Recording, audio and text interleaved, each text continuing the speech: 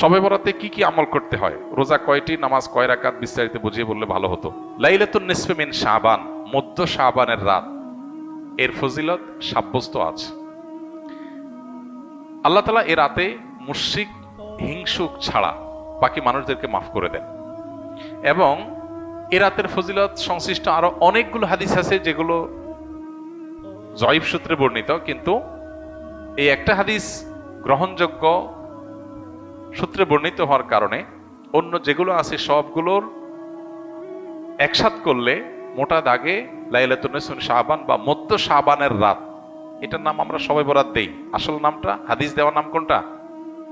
লাইলাতুন নিসফি শাবান, মধ্য শাবানের রাত। শবে বরাত এটা আসল নাম না।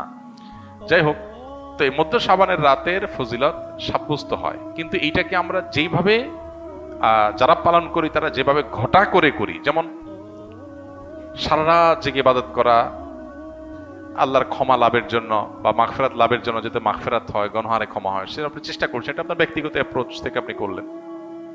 এই রাতের রোজা, এই দিনের রোজা আপনি আইয়াম বীজের রোজার অংশ হিসেবে রাখলেন, শাবান মাসে বিশেষ রোজা রাখতেন রাসূলুল্লাহ সাল্লাল্লাহু আলাইহি ওয়াসাল্লাম, সেই হিসেবে রাখলেন, খুবই প্রশংসনীয়। কিন্তু আলাদা করে শবে বরাতকে কেন্দ্র করে এই দিনের রোজা রাখার বিশেষ কোন নির্দেশনা বিশুদ্ধ হাদিস দ্বারা সাব্যস্ত নয়। এর বাইরে এ রাতকে শবে বরাত, ভাগ্যের রাত মনে করা। বরাত মানে ভাগ্য, আর বরাতের আরেকটা অর্থ হলো মুক্তি। মুক্তির অর্থে ঠিক আছে শবে বরাত, আল্লাহ মানুষকে মুক্ত করেন, কিন্তু ভাগ্যের অর্থে ঠিক নাই। সূরা দুখানের শুরুতে আল্লাহ বলেছেন, ফিহা ইউফরাকু কুল্লু আমরিন হাকিম ইন্না আনজালনাহু ফি লাইলাতিন মুবারাকাহ ইন্না কুন্না মুনজিরিন। আল্লাহ বলেছেন কোরআন আমি একটি বরকতময় রাতে নাজিল করেছি। কোন রাত সেটা?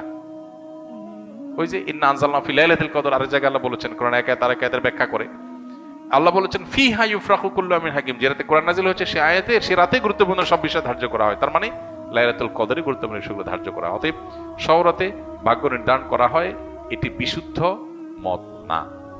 তবে এ রাতের বিশেষ কোন নামাজ, বিশেষ নামাজের সংখ্যা, বিশেষ সূরা, এরকম কোনো কিছু সাব্যস্ত না। এরকম কিছু সাব্যস্ত আছে মনে করলে বরং বিদআত হবে, যে এত রাকাত পড়তে হবে, এই সূরা দিয়ে পড়তে হবে। আল্লাহর মাগফিরাত লাভের জন্য আপনি যদি চেষ্টা করেন সেটা প্রশংসনীয়, সেটা ভিন্ন বিষয়।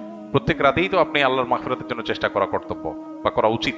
আল্লাহ তাআলা প্রতি রাতেই ভোর রাতে মানুষকে ডেকে ডেকে ক্ষমার আহ্বান করেন। এই জন্য শবে বরাতকে ঘিরে রাতের বিশেষ নামাজ, বিশেষ পদ্ধতির নামাজ নাই। তবে এ রাতে ক্ষমার বিষয়টা সুসাব্যস্ত, ক্ষমা লাভের চেষ্টা করা এটা গ্রহণযোগ্য। শবে বরাতের জন্য নারীদের স্পেশাল আমল কি? নারীদের স্পেশাল আমল তো হালুয়া বানানো।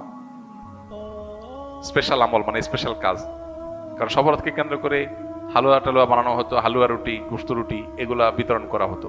এগুলো এখন যদিও উঠে গেছে, কালচারাল বিষয়, এগুলো উঠে যাওয়াতে যে নারীরা সব নেকামল শুরু করে দিয়েছে